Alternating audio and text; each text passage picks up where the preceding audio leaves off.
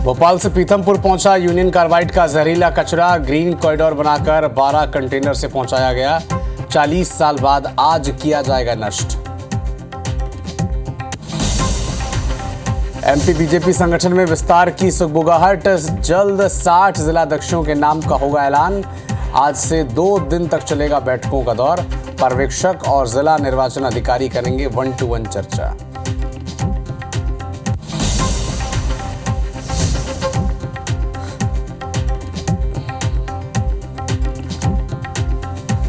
आज जगदलपुर दौरे पर रहेंगे सीएम विष्णुदेव साय। करोड़ों के विकास कार्यों का करेंगे लोकार्पण और शिलान्यास।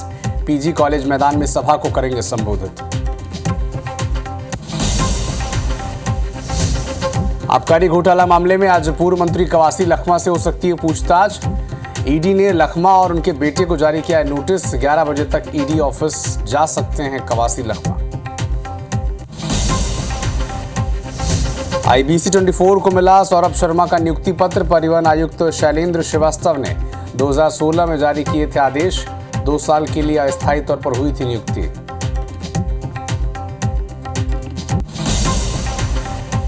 छत्तीसगढ़ के 10 निकायों में कलेक्टर होंगे प्रशासक। चुनाव की तारीख घोषित नहीं होने पर प्रशासक नियुक्त। नगरीय प्रशासन विभाग ने जारी की अधिसूचना।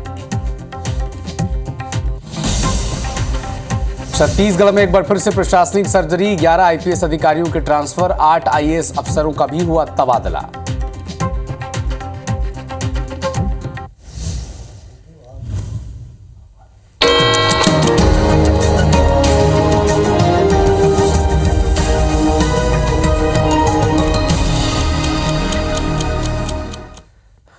नमस्कार, मैं हूं आपके साथ अविनाश कर। आप देख रहे हैं आईबीसी 24। इस बुलेटिन में हर उस खबर का अपडेट पहुंचाएंगे आप तक जिस पर सबकी नजरें दिन पर रहेंगी। शुरुआत करेंगे 7 बजे की 7 बड़ी खबरों के साथ। राहुल गांधी के खिलाफ मानहानि केस में सुल्तानपुर में आज एक महत्वपूर्ण सुनवाई होनी है एमपी एमएलए कोर्ट में। इसके अलावा 1991 के पूजा स्थल कानून लागू करने की मांग पर सुप्रीम कोर्ट में आ जाएगा अहम सुनवाई होनी है। डॉक्टर मनमोहन सिंह का स्मारक बनाने के लिए केंद्र ने कार्रवाई शुरू कर दी है, जबकि मुंबई हमले का आरोपी तहव्वुर राणा भारत लाया जाएगा। दिसंबर महीने में 1.77 लाख करोड़ जीएसटी की वसूली होनी है और बुमराह को इंग्लैंड के खिलाफ आराम मिल सकता है, ये खबरें भी मिल रही हैं। अमेरिका में नए साल का जश्न मना रहे लोगों को ट्रक ने रौंद दिया। 10 की मौत हो गई है। तो इन तमाम खबरों पर हमारी नजर रहेगी, लेकिन शुरुआत करेंगे अमेरिका से मिल रहे एक बड़े अपडेट के साथ। अमेरिका में एक बड़ा आतंकी हमला हुआ है। न्यू ऑरलिन्स में भीड़ को कार से रौंद दिया गया। हमले में 12 लोगों की मौत हो गई, 30 लोग घायल हैं। न्यू ऑरलिन्स के मेयर ने इसे आतंकी हमला बताया है। एफबीआई ने हमले की जांच शुरू की है। न्यू ऑरलिन्स की तस्वीरें देख रहे हैं अमेरिका के। यहाँ पर भीड़ को कार से रौंद दिया गया। हमले में 12 लोगों की मौत हो गई है, 30 लोग घायल बताया जा रहा है। न्यू ऑरलिन्स के मेयर ने इसे आतंकी हमला करार दिया है और एफबीआई अमेरिका की जांच एजेंसी है, ये अब इस विषय पर जांच करेगी। न्यू ऑरलिन्स अमेरिका के शहर की इस तस्वीरों को देखिए। 12 लोगों की रौंदने से मौत हो गई। Oh my God. Oh, shit.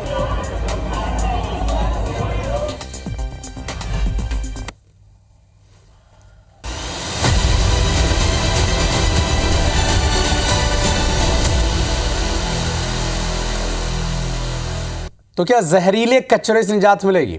Union carbide का जहरीला कचरा पीथमपुर पहुंच चुका है। ये जहरीला कचरा 12 कंटेनर में भरकर भोपाल से लगभग 250 किलोमीटर दूर खास सुरक्षा व्यवस्था के बीच लाया गया है। लगभग 7 घंटे का सफर तय कर सुबह 4:30 बजे पीथमपुर की वेस्ट मैनेजमेंट कंपनी में सभी 12 कंटेनर पहुंच चुके हैं, जहां इसके निपटान के आगे की प्रोसेस अब की जाएगी। आपको बता दें कि सुरक्षा को लेकर पीथमपुर में भारी व्यवस्था किए गए हैं। लगभग 300 से अधिक पुलिस अधिकारी, पुलिस जवानों के साथ ही प्रशासन के अधिकारियों की भी ड्यूटी वहां पर लगाई गई है। कचरा लाने के लिए भोपाल से पीथमपुर तक ग्रीन कॉरिडोर बनाया जाएगा और ड्यूटी पर तैनात लोगों पर के अलावा किसी को भी वहां पर पहुंचने की अनुमति नहीं होगी। आज दोपहर 12 बजे पीथमपुर के महाराणा प्रताप बस स्टैंड पर विभिन्न सामाजिक संगठन और राजनीतिक दलों के साथ ही आम लोग मौन धरना प्रदर्शन भी करेंगे।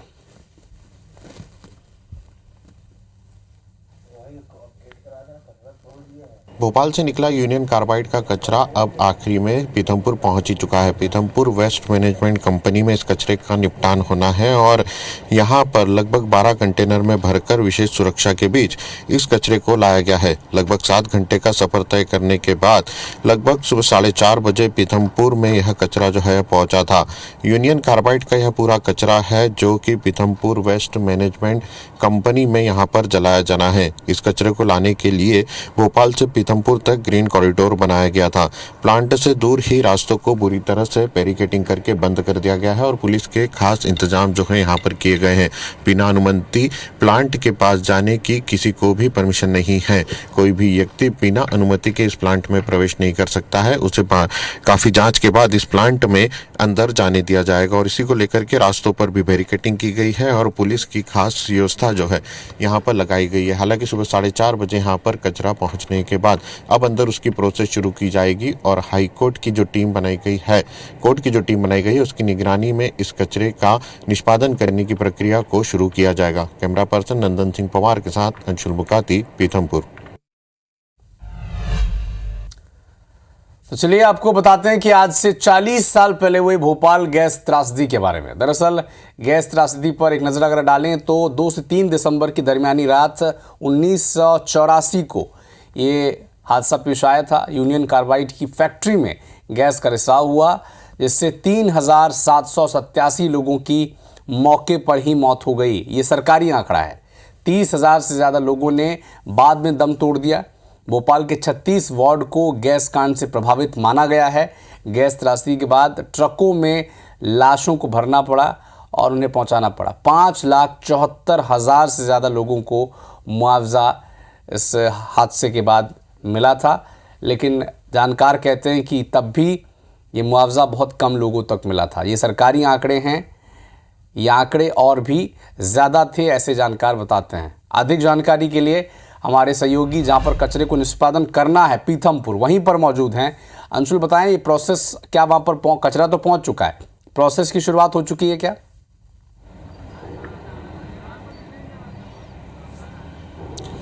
बिल्कुल अविनाश, आपको सबसे पहले मैं उस जगह की जानकारी दे देता हूं जहां पर कि इस कचरे को जलाया जाना है। हम इस वक्त पीथमपुर में खड़े हैं। पीथमपुर इंडस्ट्रियल वेस्ट मैनेजमेंट जो कि रामको कंपनी के अंतर्गत आता है, वह यह पूरा इलाका है जहां पर कि इस कचरे को जलाया जाना है और इसकी प्रक्रिया जो है अब तो कुछ ही देर बाद यहाँ पर शुरू की जाएगी। लगभग जो कंटेनर है सुबह 4:30 बजे यहाँ पर पहुँचे थे। भोपाल की यूनियन कार्बाइड का जो कचरा था उसे लेकर ये पहुँचे थे और काफ़ी सुरक्षा के इंतजाम जो है इसके लिए यहाँ पर किए गए थे। बताया जा रहा है कि रास्ते में कई जगहों पर कोहरा भी मिला था जिसके कारण कुछ देर के लिए इंदौर के पहले इन कंटेनरों को रोका भी गया था और उसके बाद सभी कंटेनरों को एक साथ लाया गया और उसके बाद पीथमपुर में सुबह 4:30 बजे ये कंटेनर जो है पहुंचे गए थे। 4 दिन से इस 337 मीट्रिक टन कचरे को शिफ्टिंग के लिए पैक करने की तैयारी जो है वो चल रही थी और रविवार दोपहर से ही ये तैयारी जो है तेज कर दी गई थी, जिसके बाद इस 337 मीट्रिक टन कचरे को यहाँ पर पीथमपुर लाया गया है। इस कंपनी में इस पूरे कचरे को जलाया जाना है और ये बताया जा रहा है कि ये जो कचरा है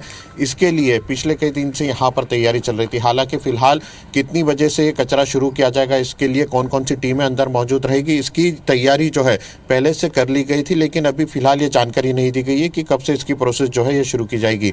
लेकिन सूत्र बता रहे हैं कि जैसे ही कचरा अंदर पहुंचा है उसके बाद इसकी जाँच की गई है।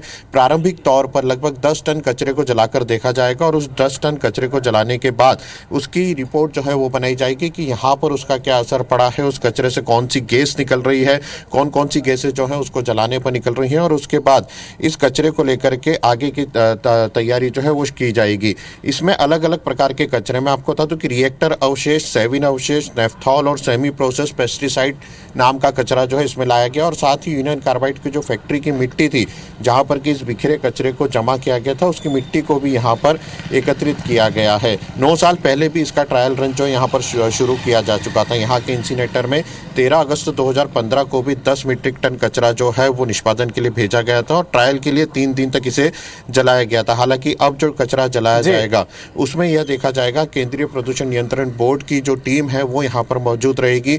वो यह देखेगी कि इस कचरे से किस प्रकार की गैसें निकल रही हैं और उन गैसों का यहाँ के वातावरण पर क्या असर पड़ रहा है यह देखा जाएगा। उसके बाद इस पूरे कचरे की प्रोसेसिंग जो है यहाँ पर शुरू की जाएगी और यह बताया जा रहा है कि लगभग 10 टन कचरे को पहले प्रोसेस कर उसे मशीन में डालकर उसे जलाया जाएगा। उसके बाद उसके आगे की प्रोसेस जो है रिपोर्ट बनाने के बाद शुरू की जाएगी। हालांकि पीथमपुर में ठीक है अंशुल, आप इस खबर पर नजर बना के रखिएगा, आगे भी आपसे इस विषय पर अपडेट हम लगातार लेते रहेंगे। शुक्रिया। रायपुर से एक बड़ा अपडेट आप तक पहुंचा दें। शराब घोटाला केस में आज कवासी लखमा ईडी दफ्तर जा सकते हैं। कवासी लखमा के सहयोगी भी आज उनके साथ ईडी दफ्तर जाएंगे।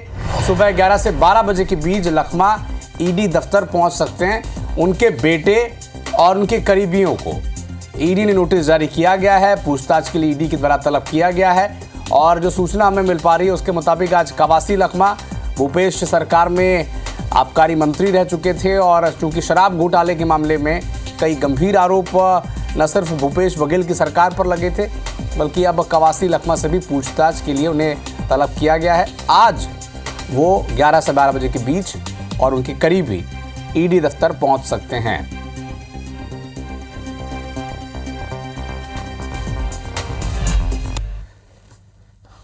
तो काली कमाई के धनकुबेर सौरभ शर्मा केस में एक बड़ा अपडेट यह है कि IBC 24 को सौरभ शर्मा का नियुक्ति पत्र हाथ लगा है। परिवहन आयुक्त शैलेंद्र श्रीवास्तव ने ये आदेश जारी किए थे। 29 अक्टूबर 2016 को यह आदेश जारी किया गया था। अब देखिए बड़ी इंटरेस्टिंग चीज क्या है, केवल 2 वर्ष की अवधि के लिए अस्थायी तौर पर सौरभ शर्मा की नियुक्ति हुई थी। परमानेंट नौकरी नहीं थी, केवल 2 साल की अस्थायी नौकरी का नियुक्ति पत्र जारी किया गया था परिवहन आयुक्त के द्वारा। लेकिन 8 साल की नौकरी कैसे हो गई, कैसे एक्सटेंशन मिलता रहा और क्या बिना किसी बड़े व्यक्ति के कंधे पर हाथ रखे बगैर ये संभव है? जिसके घर से अकूत संपत्ति मिल रही है, जिसके गाड़ी से 52 क्विंटल सोना मिल रहा है, 10 करोड़ रुपए कैश मिल रहा है, घर से 7 नोट गिनने की मशीनें मिल रही हैं, घर से 8 करोड़ की बरामदगी की गई है। क्या किसी बड़े व्यक्ति के कंधे पे हाथ रखे बगैर ये संभव है? और इसी के कड़ी को आप जोड़ते जाइए तो केवल 2 साल की अस्थायी नौकरी इन्हें मिली थी, नियुक्ति इनके पत्र मिला था, लेकिन कैसे इनकी जो नौकरी थी ये एक्सटेंड होती रही, ये बड़ा सवाल है।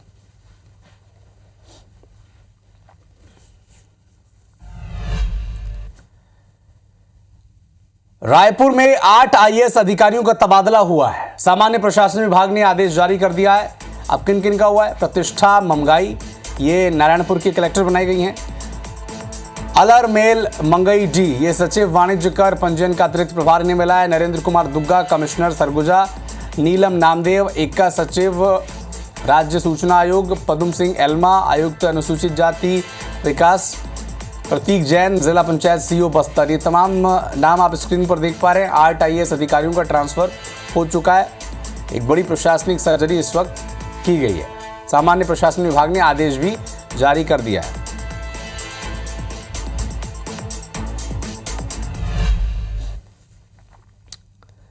छत्तीसगढ़ के 11 IPS अधिकारियों का भी तबादला हुआ है। ध्रुव गुप्ता पुलिस महानिरीक्षक SIB PHQ बनाए गए। अभिषेक शांडिल उप पुलिस महानिरीक्षक कानून व्यवस्था PHQ। गिरिजा शंकर जायसवाल उप पुलिस महानिरीक्षक तकनीकी सेवा PHQ। सुजीत कुमार उप पुलिस महानिरीक्षक ट्रेनिंग PHQ। अभिषेक मीणा उप पुलिस महानिरीक्षक दूरसंचार PHQ। संतोष सिंह सहायक पुलिस महानिरीक्षक CCTNC। राजेश अग्रवाल सेनानी VIP सुरक्षा वाहिनी माना। अभिषेक पल्लव पुलिस अधीक्षक पुलिस अकादमी चंद्रखुरी। लक्ष्य शर्मा सेनानी 5वीं वाहिनी। झाड़ूराम ठाकुर सेनानी 12वीं वाहिनी। उमेश चौधरी सेनानी 15वीं वाहिनी बीजापुर। तो ये तमाम जिम्मेदारियां अब इन 11 IPS अधिकारियों को दी गई हैं। नई जिम्मेदारी है, नए डिपार्टमेंट्स हैं और अब इन्हें मन लगाकर यहां पर काम करना है।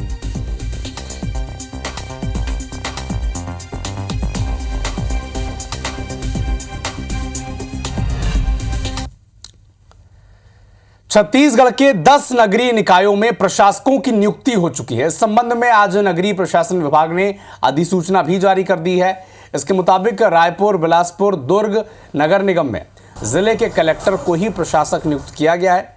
इसी तरह राजनांदगांव, जगदलपुर में भी प्रशासक की नियुक्ति हुई है। धमतरी, रायगढ़, चिरमिरी, अंबिकापुर, कोरबा नगर निगम में भी जिले के कलेक्टर को प्रशासक बनाया गया है। अधिसूचना के मुताबिक राज्य के इन 10 निकायों में 3 जनवरी से 10 जनवरी के बीच कार्यकाल पूरा होना था, लेकिन चुनाव की तारीख की घोषणा नहीं होने से अब प्रशासकों की नियुक्ति की गई है। 7 जनवरी को 10 निकायों के महापौर के लिए आरक्षण की कार्यवाही जो है ये प्रक्रिया पूरी की जाएगी। इसके बाद 8 से 11 जनवरी तक त्रिस्तरीय पंचायत के आरक्षण संबंधी कार्यवाही पूरी होगी।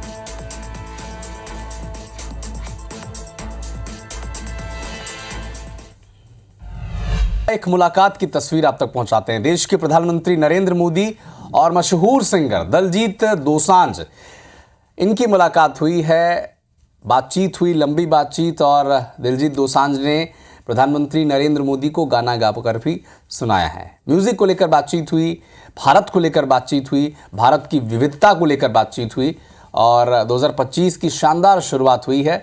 प्रधानमंत्री मोदी से मुलाकात के बाद दिलजीत दोसांझ ने ये कहा है। सुने क्या बातचीत हुई है और क्या गाया है दिलजीत दोसांझ ने।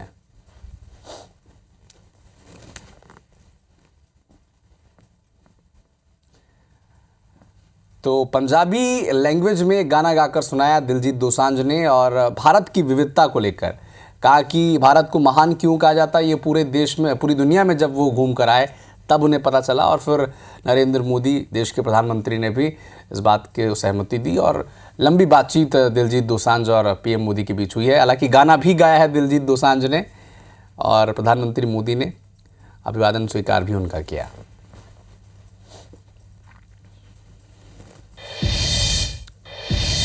मोदी सरकार ने नए साल की अपनी पहली कैबिनेट बैठक में किसानों के लिए कई महत्वपूर्ण फैसले लिए हैं। कैबिनेट ने प्रधानमंत्री फसल बीमा योजना और मौसम आधारित फसल बीमा योजना को 2025-26 तक जारी रखने की मंजूरी दे दी है। इसके साथ फर्टिलाइजर पर सब्सिडी जारी रहेगी। डीएपी खाद का 50 किलोग्राम का बैग पहले की तरह 1350 रुपये का मिलता रहेगा। वहीं फसल बीमा योजना का आवंटन बढ़ाकर लगभग 69,516 करोड़ रुपए कर दिया गया है। फसल बीमा देने पर पेनल्टी नहीं लगाई जाएगी। इसके अलावा केंद्रीय मंत्रिमंडल ने कृषि जगत में इनोवेशन और टेक्नोलॉजी को विस्तार देने के लिए 824.77 करोड़ रुपए के बजट का भी आवंटन किया गया है। तो एक महत्वपूर्ण जो फैसला है किसानों की खुशहाली की दिशा में, उनके विकास की दिशा में, ये लिया गया है मोदी कैबिनेट की इस महत्वपूर्ण बैठक में। जो फैसले आज लिए गए वो सारे के सारे किसानों के वेलफेयर से संबंधित है, और ये एक सीरीज ऑफ डिसीजंस है, उसके कल्मिनेशन में है। आज सबसे बड़ा एक फैसला लिया गया कि प्रधानमंत्री फसल बीमा योजना 69,515 करोड़ किया गया। 800 करोड़ रुपीस का फंड क्रिएट किया गया है, जो कि fund for innovation and technology, basically किसानों के संबंधित मामलों में टेक्नोलॉजी का उपयोग कर टेक्नोलॉजिकल मेजरमेंट से डिस्प्यूट्स में कमी आए, इसको ध्यान में रखते हुए एक fund for innovation and technology create की। सीएम विष्णुदेव साय का आज का शेड्यूल आप तक पहुंचा दें। आज जगदलपुर जाएंगे सीएम विष्णुदेव साय। करोड़ों के विकास कार्यों की सौगात वो देंगे। विकास कार्यों का लोकार्पण और शिलान्यास भी करेंगे। पीजी कॉलेज हॉस्टल मैदान में आम सभा को मुख्यमंत्री विष्णुदेव साय संबोधित भी करने जा रहे हैं। तो आज जगदलपुर के दौरे पर रहेंगे सीएम विष्णुदेव साय।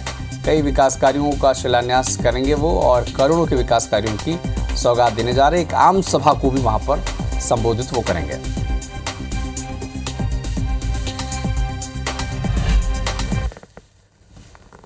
एक बड़ा पॉलिटिकल अपडेट भी आप तक पहुंचा दें। भोपाल में भारतीय जनता पार्टी की संगठन में विस्तार की सुगबुगाहट अब होने लगी है। आज से 2 दिनों तक बैठकों का दौर चलेगा। पर्यवेक्षक, जिला निर्वाचन अधिकारियों की बैठक होगी। हर जिले को लेकर 1-to-1 चर्चा की जाएगी। बीजेपी संगठन में जल्द ही विस्तार होगा, ऐसी सुगबुगाहट अब है। 60 जिलाध्यक्षों के नाम का ऐलान भी होगा, चूंकि संगठन स्तर पर जो प्रक्रिया चल रही है भारतीय जनता पार्टी के भीतर, तो उसी के तहत महत्वपूर्ण दिन है अगले 48 घंटे, क्योंकि हर जिले को लेकर 1-to-1 चर्चा होगी और 60 जिलाध्यक्षों को चुना जाएगा इसी बीच।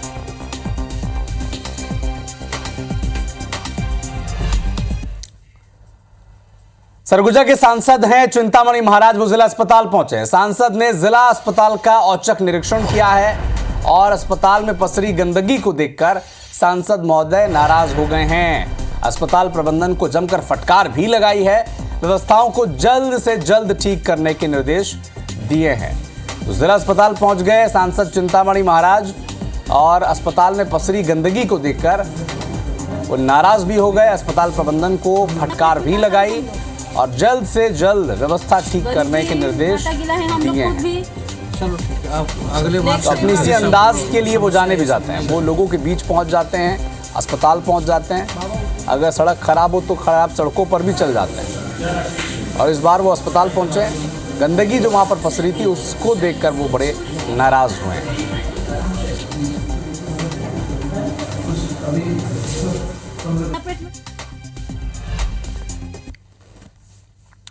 राजधानी रायपुर में चोरी की वारदातों में लगातार इजाफा हो रहा है। अब चोरों के हौसले इतने बुलंद हो गए हैं कि वो सुनसान मकानों के साथ साथ मेन रोड्स और पुलिस चौकियों के पास भी वारदात करने से हिचक नहीं रहे। अब ताजा मामला कौन सा है? भनपुरी चौक के झाबक पेट्रोल पंप का है, जहां लोहे से भरा एक ट्रक चोरी हो गया। ट्रक का ड्राइवर देर रात उरला से लोहे की ब्रिक्स भरकर रवाना हुआ था। हीरापुर स्थित प्लांट में उसे अनलोड करना था। देर रात हो जाने की वजह से ड्राइवर नासिर खान ने ट्रक को झाबक पेट्रोल पंप के बाहर बाकी ट्रकों के साथ खड़ा कर दिया और लॉक कर अपनी गाजीनगर स्थित घर चला गया। सुबह आकर देखा तो ट्रक ही गायब था। आसपास लगे जो सीसीटीवी कैमरे थे उसे खंगाले गए तो सुबह 6 बजे चोरों ने इस बड़ी चालाकी से ट्रक का ताला खोला, स्टार्ट किया और फरार हो गए। चोरी किए गए जो ट्रक में करीब 20 लाख रुपए की कीमत का लोहा भरा हुआ था। एफआईआर हो गई है, जांच की जा रही है। तो सुबह 6 बजे अगर रायपुर से चोरी हो गई तो फिर सोचिए आपकी पुलिसिंग का हाल क्या है रायपुर में।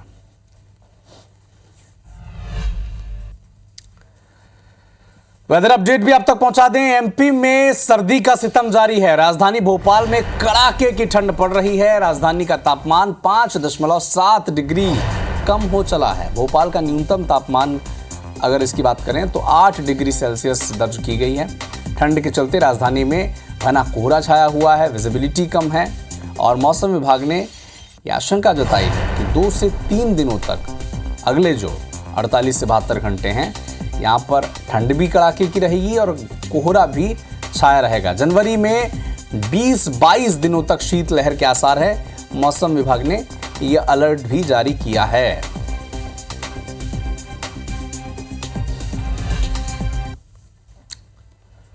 तो फिलहाल इस बुलेटिन में इतना ही। आगे देखिए छत्तीसगढ़ी भाषा का खास कार्यक्रम हमर बानी हमर गोठ शुभांगी ठाकुर के साथ। मुझे दीजिए अनुमति। नमस्कार।